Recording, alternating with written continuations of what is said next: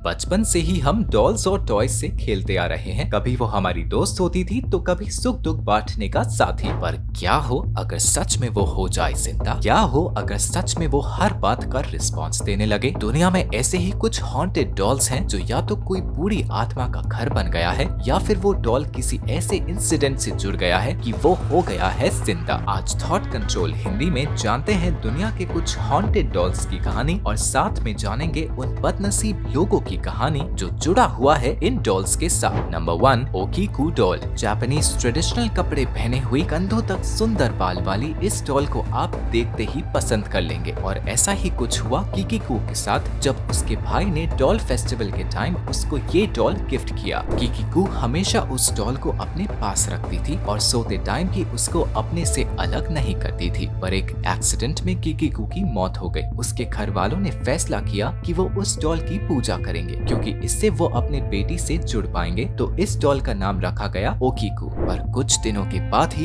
एक ऐसी घटना हुई जिसने सबको चौंका दिया। उस डॉल के बाल जो कि कंधों तक थे अब धीरे धीरे बढ़ने लगे। घर वालों को अजीब महसूस हुआ जैसे वो डॉल चलने लगी थी। फिर होक्काइडो के मनासी टेम्पल में इस डॉल को दे दिया गया। पर आज भी उस डॉल का बाल बढ़ता है। साइंटिस्ट ने भी उसके ऊपर जांच की और उन्हें पता चला कि इस डॉल के बाल सच में इंसान के ही हैं, जो कि बिल्कुल पॉसिबल नहीं था। Number 2, let me out. Paranormal world और ब्लैक मैजिक का सबसे खतरनाक डॉल कहा जाए तो ये डॉल उनमें से एक है। बड़ी बड़ी आंखें, लंबे लंबे बाल और चेहरे में एक अजीब हंसी। पहली बार अगर आप इसको देखें तो आप डर जाएं। इस डॉल की कहानी शुरू होती है 1970 के ऑस्ट्रेलिया के वक्का वक्का सिटी से, जहाँ पे एक खंडर वाले घर में ये डॉल पड़ी हुई थी। फिर आते हैं दो यंग लोग, कैरी विल्टन और उसका भाई।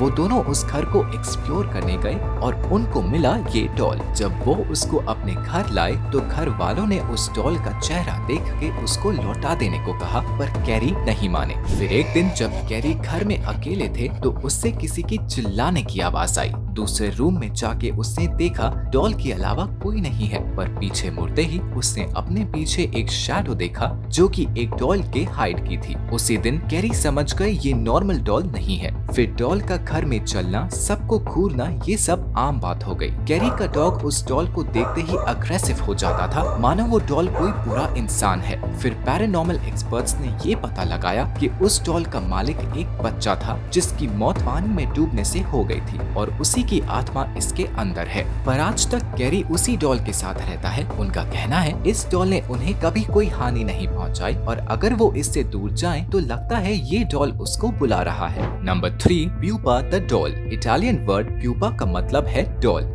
ये कहानी शुरू होती है 1920 के एक इटालियन बच्चे के साथ जिसको बर्थडे में प्यूपा डॉल मिली। वो उस डॉल को कभी नहीं छोड़ती थी और हमेशा उसको एक जिंदा इंसान की तरह ही ट्रीट करती थी। जहाँ उस बच्चे को प्यूपा बड़ी प्यारी लगती थी, वहीं उसके परिवार को इस डॉल से डर लगता था। प्यूपा की ओनर ने ये तक अपने जीवन में दावा किया कि जब जब उनकी तबीयत खराब हुई तब तब प्यूपा ने ही उसकी जान बचाई। 1920 से 2005 तक ये डॉल उन्हीं के पास थी। फिर घर वालों ने इसको एक ग्लास के बॉक्स में बंद कर दिया और यहाँ से ही शुरू हुआ कहानी में ट्विस्ट। घर वालों का कहना था कि हर दिन प्यूपा बॉक्स में अपनी पोजीशन चेंज करती थी और मानो अंदर से वो नॉक करती थी। फिर एक दिन ग्लास गंदा हो गया तो उसी परिवार के एक लड़के ने अपनी गर्म सांस से उसको साफ करने की कोशिश की। गर्म सांस छोड़ते ही ग्लास में दिखा कुछ वर्ड्स, प्यूपा हेट, जैसे किसी बच्चे ने इसको लिखा है। और उसी दिन घर वालों ने उस डॉल को किसी पैरानॉर्मल एक्सपर्ट